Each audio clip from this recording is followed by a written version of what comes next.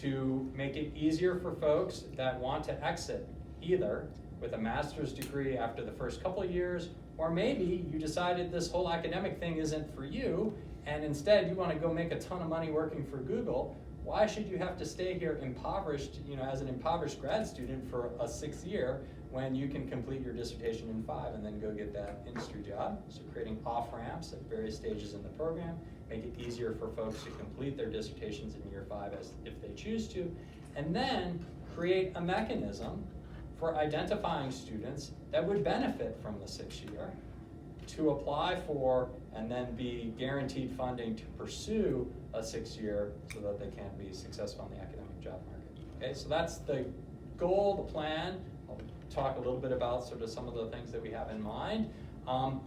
The thing for you guys to know is like these changes are not going to, right, they're going to be prospective, right, affecting incoming cohorts, not affecting you guys, right? And that'll be obvious in a second, right? So like change 1 is, hey, maybe we should think about what our prelim timing, right? Right now, like because of the schedule of prelims, the times, when prelims are given, and then the ability to, take a 3rd attempt, there are folks that, for one reason or another now spend like a year and a half, right, completing the prelims, and where you are, 100% rightly so, focusing on passing the prelims and not getting your research career going, right? So one potential change we're considering is giving the initial prelim retake at the beginning of the summer, at the end of your first year, and then having the subsequent retake at the end of the summer, and then not having a 3rd retake option, right? So then folks would finish, like at the end of your first summer, you would know, right, whether you've made it through or not, and then you can just immediately in year 2, right, start your research career. Again, obviously that doesn't affect you. If we adopted that change, it would affect incoming cohorts. And of course, the prelims are, you are economists, right? The prelims are endogenous, right? So if we give you less time to study, if we like have it occur sooner, then maybe there are different types of things or different amount of content that's tested on the prelims, right? But that would be one change we can think about. Just to be clear, that's what I add. Yeah. Is that what you add? I did not take prelims. So if you poll the department, if you poll the faculty, more than half of us at that model. But it's a bit different because in my time we also had field exams, which you guys don't have those field exams. So there were other impediments before, but so I see this as actually a really good move forward, right? It makes no sense to have just for a little mistake to like jeopardize your entire 2nd year, right? So that's not a good thing. Okay, so that's a plus in my book. So that's year 1. Year 2, right now you take field courses in year 2, and then you do research methods in year 3. So one thing we're considering is starting research methods in the spring of year 2, rather than having you wait to year 3. If you start in year 2, you probably haven't seen all the fields, you haven't seen all the tools yet, but you can start thinking about writing a proposal for your 3rd year paper. So at the end of year 2, then you would defend, just like you do in the fall of year 3 now, in the spring of year 2, you would defend the proposal for your 3rd year paper, but now it's like a year 2/3 paper. You'd have an advisor during year 2. Right now you have a 2nd year mentor. Well, that 2nd year mentor could become an advisor, right, for your 2nd year paper. So you're working with faculty now in year 2 rather than really putting it off into year 3. So that's good. That would mean one of your field courses gets pushed off into year 3 because it's replaced by research methods. So that's good. But that's another potential change. Again, if you think about it, it engages you quicker in the program. Now, it's true that you won't have seen everything, but remember for those of you who've done it, how many of you have done research method? The first semester is not where you do the hardcore research. You're starting to read papers, you're doing lit review and things like that. You can do this in 2nd year. You have all the tools you need. So that's also a good change. Yeah, and so because of that, the whole timeline moves up, right? So then you're doing your sort of defense of the actual 3rd year paper in the fall of your 3rd year. You could still do your comp exam at the end of the 3rd year, but you have the whole spring then to basically get that paper ready to, submit someplace if you're gonna submit it. And because you're doing the sort of proposal defense stage in the second year, right? If the committee and you and the committee decide, well, it was a good idea, but it doesn't look like it's gonna turn into a paper, you could then have the whole summer between your second and third year to come up with a new idea, right? So that moves that whole process forward. Fourth year, you would do a proposal defense, I guess before most of your time, but one of the recent changes we made to the program because of this increasing length to completion, time to completion, was we allowed folks to move the proposal defense to the fall of their fifth year, back from the spring of their fourth year, because it took people longer. You could have the whole summer then to work on that. Well, that in this model is kind of counterproductive, right? So we're going to try and move that back to the fourth year. So you defend your proposal at the end of the fourth year. And at that time, students would have an option, in the sort of the plan that we're working on, students could have the option then of applying for 6-year funding. So at the end of your fourth year, when you've got your proposal buttoned up, right, you would have the option of applying for 6-year funding. Some folks are going to say, I don't want to be an academic, so 5 years is just fine for me, thank you. And some folks might say either because the type of research that they're doing or the type of career path that they want to have after graduating could apply for 6-year funding. And then what might that application look like? What we're imagining is some sort of presentation of your proposal to the faculty, and the faculty would vote, right? And the vote would generate a ranking of students, who have applied, and then based on the money that the department, so this will all be department money, basically, that we're funding people in year 6, because there isn't college or divisional money for this, but depending on the amount of money that we have right now, then we would commit to funding 2, 3, 4 students, right, into year 6. So we would have to know 2 years ahead of time, we've got this money set aside for those students, and then they could finish in their 6th year. And then some folks would leave at the end of 5, and other folks would leave at the end of 6. So that's the kind of thing that we're imagining.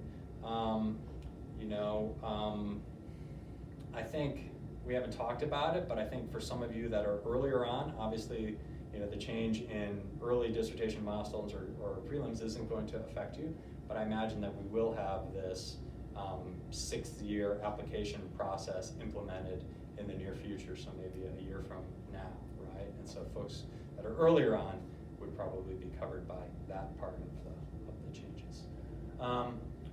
So it's not perfect, right? But we're trying to do the best that we can to respond to these changes. It wasn't, I talked a lot about the dean. Really, this is like the whole university. It's kind of like flowing down from the highest levels, right? And we're all responding the best we can. So, it wasn't what you necessarily signed up for, but we hope we're trying to do as good a job by you as we can. So can we get your, I know it's a lot here, and you guys are unlikely to be really affected by any of these, but what do you think of the plan? At least there will be cohorts that will be affected, right? Mate? I think I will explore the direction of it where it's going. I think it's great that the focus on research would come in much earlier. I think it's great that the prelims would sort of be accelerated. I think one sort of aspect of it that maybe I would just polish up a bit, and that's sort of the structure of the field courses situation, right? Since not all field courses are offered always equally, and I think there are very few people, at least speaking from my experience, who take 7 field courses, all of which are super important and super useful for them, and usually 1, sometimes 2, sometimes 3 courses sort of end up becoming throwaway courses that we just took for credit. And I was wondering if it was possible to sort of reduce the number of field courses from 7 to 6 in a way of maybe adding an extra 3rd part to the research colloquium or receiving credit for math camp or some way so that people don't necessarily have to worry about taking a field course in their 3rd year, because I think that can be sometimes potentially distracting that you're already working on research methods. You're already writing your third year paper, and you are still taking a field course just to get the credit, but you're not really there mentally. You are really barely there physically, and you're just kind of trying to get it over with. And I think that's like, I know that like to my understanding, like that entire 7 field courses situation came from the fact that leftover third part of micro theory, and I was wondering if there was any other way of sort of integrating that odd one out course into the schedule in a more sort of natural way, so that it doesn't throw this really good research rhythm off that we are working with. Yeah, that is a difference, right? So like by moving research methods up, we do push another course into kind of that lame duck period, right? Yeah. We have recently, maybe 2019 or 2020 was when we reduced the number of electives. Yes. So I think that's a good suggestion that we really need to think about. There's a few sort of competing factors. One, I'm going to be a little bit paternal. You don't know what you're going to need or what you're going to use, right? So there is some benefit to like seeing a broad exposure to the fields. So that's kind of a private benefit. There is a public benefit that you're providing by being in that extra field course, and that's as our cohort sizes have gotten smaller, we are really on a knife edge solution, right? In terms of the sort of perfect stock of students, the perfect cohort size, in order to A, fund everybody, B, offer a comprehensive set of field courses, right?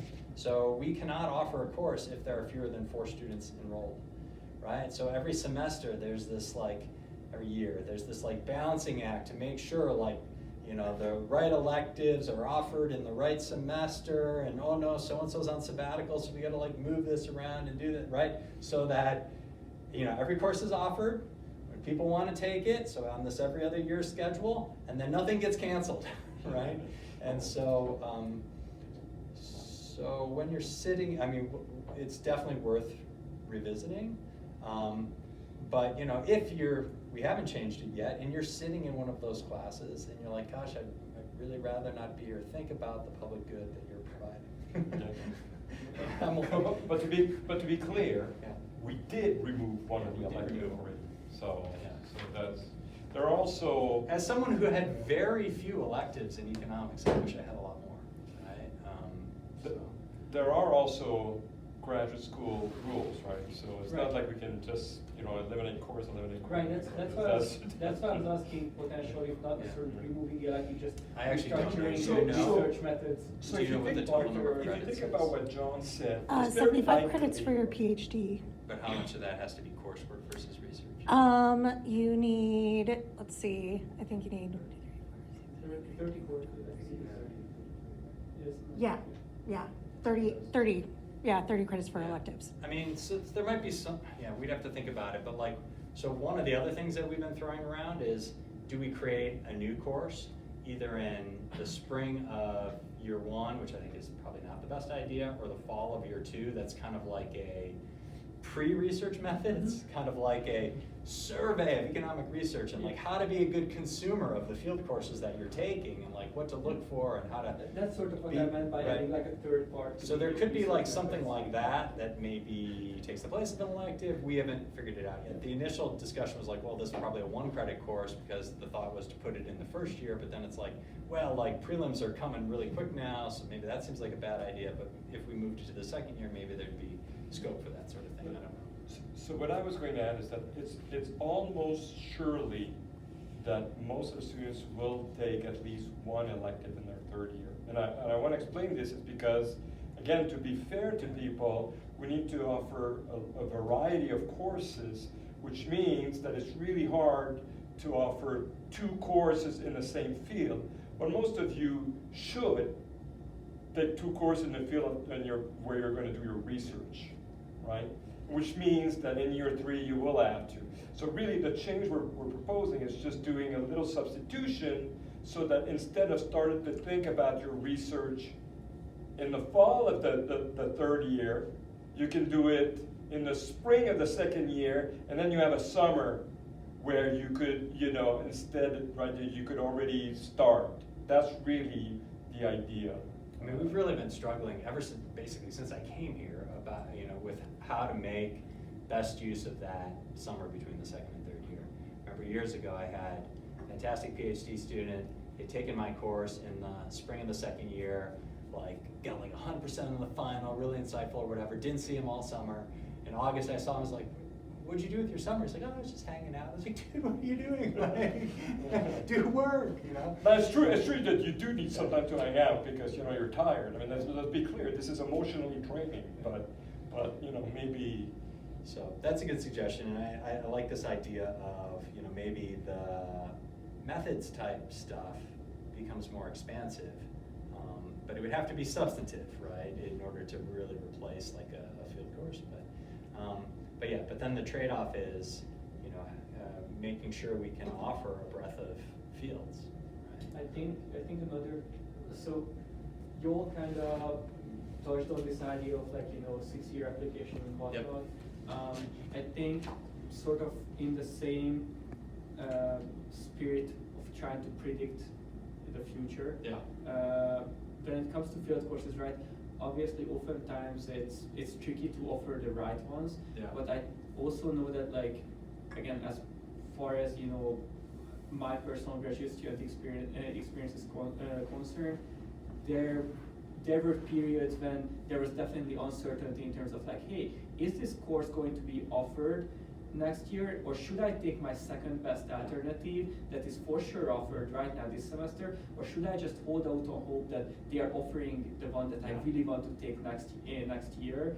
And I think and I know obviously so many things are up in the air in terms of faculty going on sabbatical and all of that sort of stuff, but I think some degree of commitment or some degree of forecasting in that sense could potentially also ease that burden and would help graduate students plan stuff out better. So a couple things.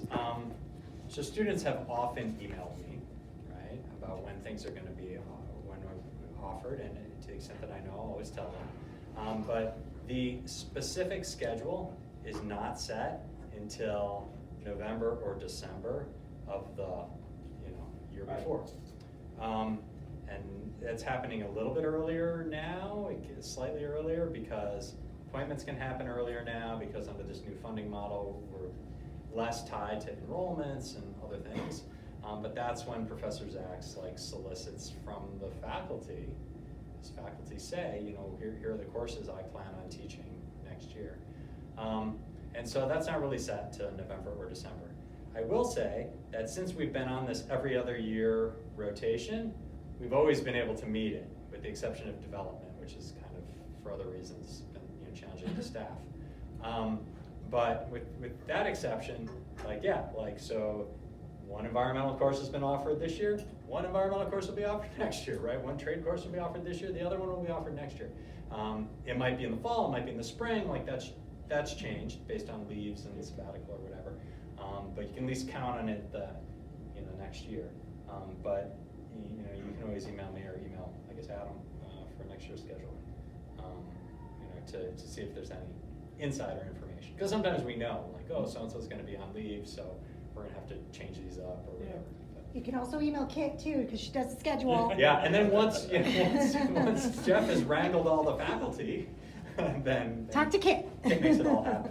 I just threw this out there because I feel like as grad students we have sort of less of an understanding what's going on behind the scenes, and I think if the program is changing and if everything is going to be sped up, a higher degree of sort of organization and structure is going to be required on our end. So I think maybe including some part of this discussion, just a little bit of behind the scenes peak for future cohorts, future incoming cohorts, that hey, this is what you should expect in terms of how electives are going to work, so that you can sort of plan ahead a little bit. Because I think, up on the third floor, there's always a lot of gossip and everything going on, oh, this is going to be offered, oh, I've heard this one's going on sabbatical, and so on and so forth. And some people email, some people don't, so I think it's sort of an incomplete information situation, and I think if we can get ahead of that, I think that will also help future students better plan out, their academic career and Sure. potentially limiting these throwaway courses and that sort of stuff.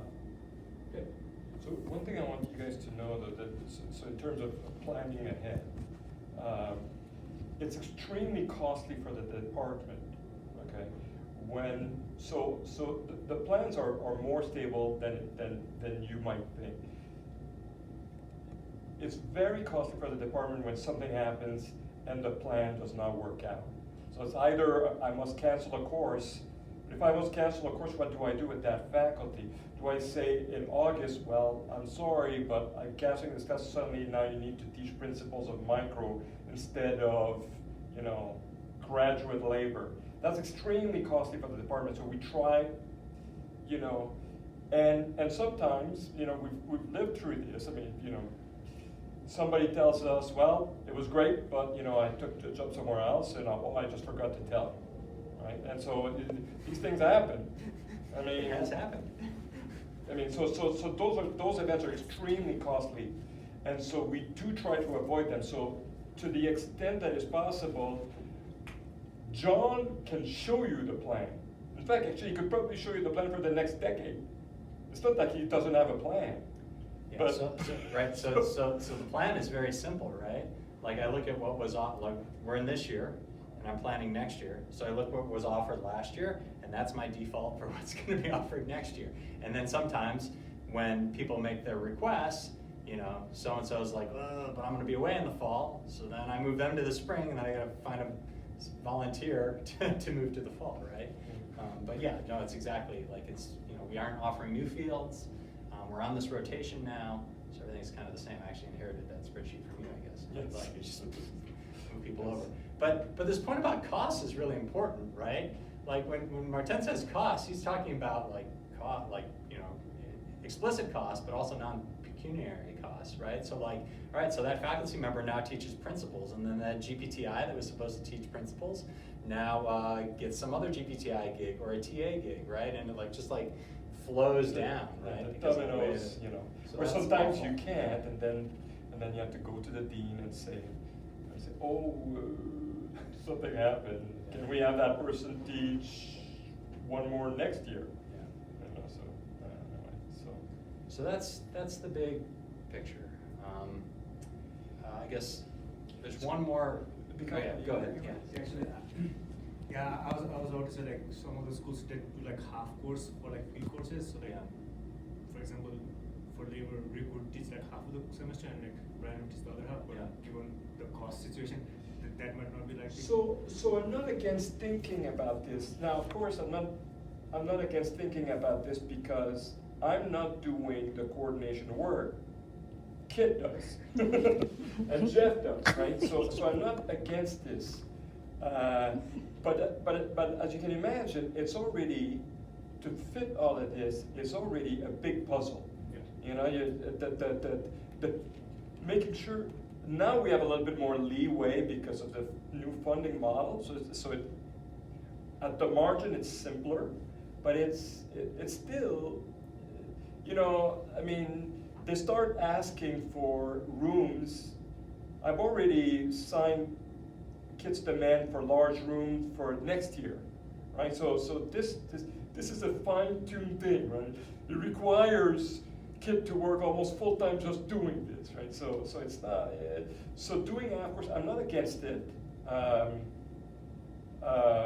but so the problem is if I allow somebody to do one half course. Where's the other half? Now, we do though, we do already, so not the way I described it, but Business school does that a lot, right? Yeah, the business school does, it's easier for them, and we do when we teach 200 student classes. Yeah. But co-teaching a class, I need to sell it to the dean too, right? I mean, it's not just, so I'm not against it. I'll just say this. Coordinating it is as above my pay grade right now. But some of the faculty, I had a conversation with Tanya today, and she was getting back to me.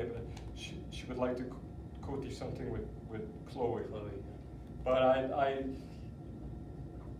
there's a lot of things that must happen for this to be true, right? So I'm not sure, but I'm not against it. So the last question was, can we have more RA shifts rather than TA shifts? That's not something we control, right, as like administration of the department. So these 47 slots that I described, those are TA positions, not even GPTI positions, those are TA positions. And to the extent that some of you are working as GPTIs because of our teaching demands or our desire to give you experience like teaching a class, being in charge of a class, the department pays for that. Now the dean has helped with backfilling that to this point, but going forward the department pays for that. So we don't have a ton of money sitting around that we could make people RAs. It has happened in the past that we've had like weird teaching positions, like these classes that are structurally 33% appointments because there's only 2 recitations and not 3. And so then in those cases where we've staffed somebody there, rather than give you 2 recitations for one class and then some other completely random class, which would be a terrible TA assignment, like we've given people RA appointments where they work for a faculty member or work on their own research as like part of that. But in general, like we don't have a mechanism for creating more RA positions. So where do those come from? They come from faculty that get grants, right, to do things. And so when that happens, that's awesome, right? You can fund a student and then doesn't have to teach. They can get research experience, et cetera, et cetera. We've had a number of people that, we have a number of people that do that every semester, and it's definitely going up, right? A number of people that do that, but that's kind of based on individual faculty. It's something that the profession now maybe awards a non-zero, slightly positive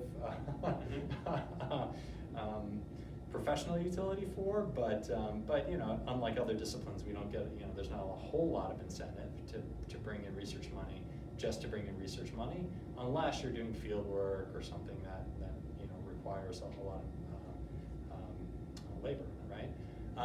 But because of the funding situation, et cetera, people are more interested in doing this, right? Like personally, I'm interested in like getting more money so that my students don't have to teach so much, and that there's the possibility of them staying for a 6-year beyond what we're providing. So yeah, we'd love to have that, but it comes down to individual faculty members at this point. And I hate to be the bearer of bad news, but the current administration is looking for ways to save money, and we know that NSF and NIH are going to be greatly affected. It used to be, so I'll give you an example of what it means. It used to be that I don't know if you've heard this one, if you were going to go present at the National Bureau of Economic Research, they would pay for travel and housing. They're no longer doing this, so they can't afford it. So that's going to have ripple all the way down. Right, because they have grants, they take overhead, and then each family keeps some of that overhead to pay for things like this. And so so I wish that wasn't the case, but that's it. So that's where we are. Yeah. It's I think there's some really exciting stuff that's happening. I'm pretty optimistic about what the next few years are going to look like. I think, given the hand that universities and our university and our division have been dealt, we're doing a pretty good job. But there are these changes. So.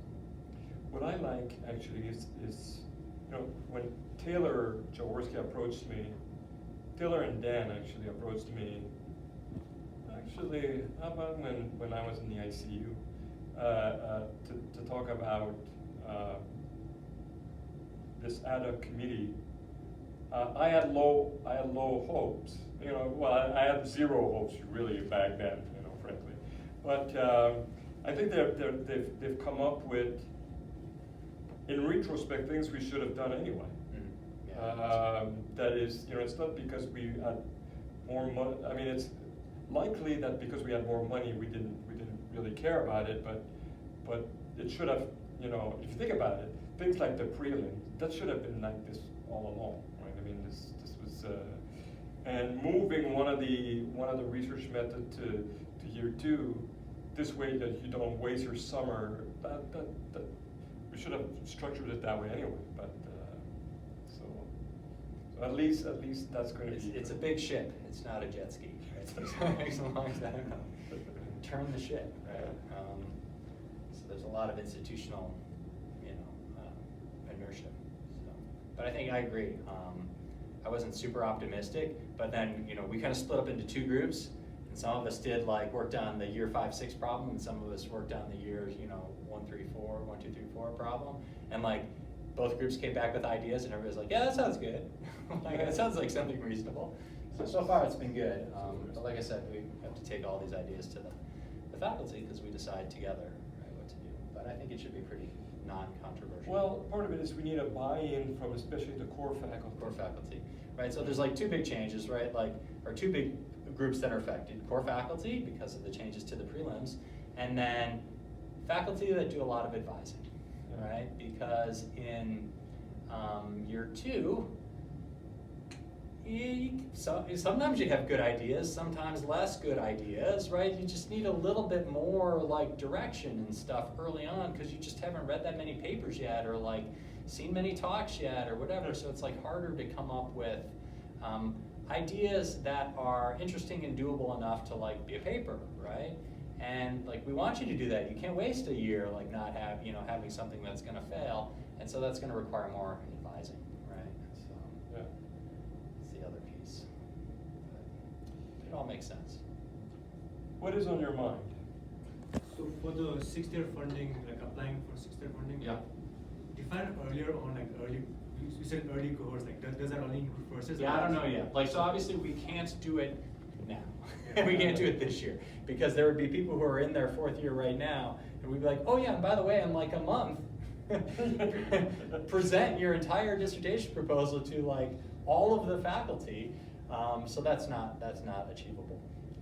But I would expect that it would be very doable for next year, right? So if you're a 3rd year this year, it's reasonable that change could happen next year. And so, I don't know.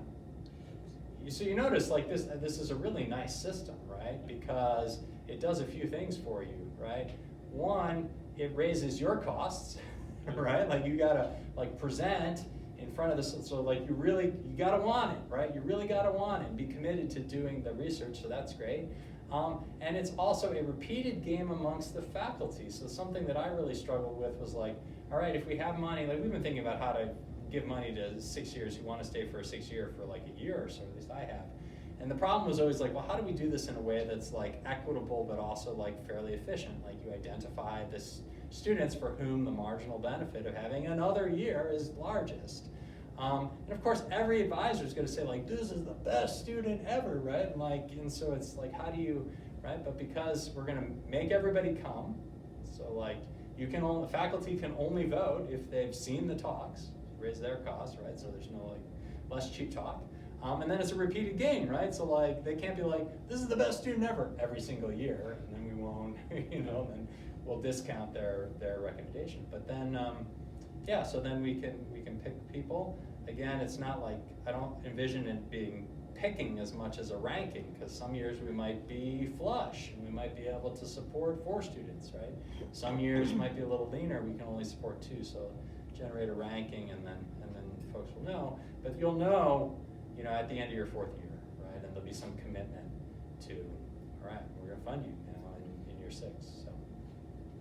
Let me bring this a little bit sort of a different place. At the end of the day, right, we want you guys to have jobs, right? That's, So at the chairs meet, so the American Economic Association meetings always have a chairs meeting, and so I couldn't go last year, so John went, and I was going to send him this year as well because obviously, but it turns out that we had misunderstood. They moved the chairs meeting outside of the meetings anyway. So I want you to have the right picture of what the job market is how it's evolving, okay? So, there's not a lot of high schoolers, okay, so in the United States. Okay, so this is something we have to and you know why I'm saying this? I'm saying this because that means there's not gonna be a lot of, college student by the time you guys finish, okay? And so the demand side for faculty is slipping. Now, it's slipping at a time where we decided to shrink the size of our cohort. So, if everybody does that, then we're fine, okay? One thing that's very different from when I came out of the market, and even when John came out of the market, is that private jobs that are interesting. Now, there were always sort of government type jobs, like the IMF, the World Bank, the Feds, okay? They're still around, they're still there, those jobs still exist. But suddenly, there's a lot of jobs for economists that are really high-end, right? So you could go work for Google, you could go work for Amazon, they hire economists all the time, right? And so there's a much better, think about this when you make your decisions for a dissertation, right? There's this all other world that didn't really exist when I was there. So, but it exists now, okay? And so you have to think about what this means for you guys, okay? We do have a graduate that does work for Amazon, Corey Woodruff, so. Oh, yeah. Yeah. So these things happen, right? And they're much more lucrative than being a college professor as well. And so I'm telling you this because it might sound harsh that that we can't support all the 6th year. But you don't need that. The 6th year is really helpful if, in the end, what you want is to be a college professor. If in the end, your dream job is Amazon, that 6 years it's not going to hurt you, but it's not going to do as much for you. Okay, so the job market is evolving, and turns out John and Adam spent a lot of time. By the way, I really loved it when the Finland kicked the Swedes' ass. Did you see the game? Yes, of course. Oh my God, I was at home. You're gonna have to censor If I that could have drank a beer, I would have drank a beer. It was so cool. Okay, anyway, sorry. Don't forget we're recording, Martin. Oh, darn it.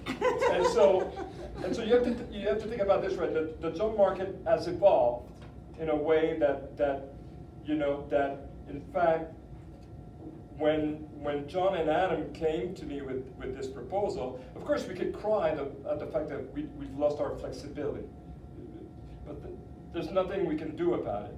And so thinking this through about the new realities of the job market for economists, it's true that we need to find a way to fund those people who we really think can make it in the as researcher in the college world. But if there's going to be more private job, I'm not sure that's that helpful. Okay, and going out in 5 years and starting to make money earlier might be actually a good idea. I mean, we have 5th-year students right now getting academic jobs in a job market where the number of positions is down 30% from recent years, right? So it's possible. Sure, you're going to be more competitive, right, with that other year, but it is possible even on a 5th year. And so if we add the other thing here, the other thing I want to address here is that, of course, a lot of what John has explained is unlikely to affect most of you, but we're still, there's still a transition to go through, and we still don't know how this is going to play out. Okay, so let's just hope we can beg. I mean, it's been nuts, right? So like, we had COVID, and we had which was difficult on getting international students here. People who left couldn't get back because of visa issues, etc. Big funding cuts, reorganization of the funding model. Now changes to federal government policies for funding research, right? There's been a lot of really huge changes. And then starting in 2026, the number of graduating high school seniors in the state of Colorado will start to decrease, right? So it's like, there's a whole bunch of changes, but we're pretty nimble, right? You know, we try and run a pretty efficient operation, so I expect that to continue. Yeah.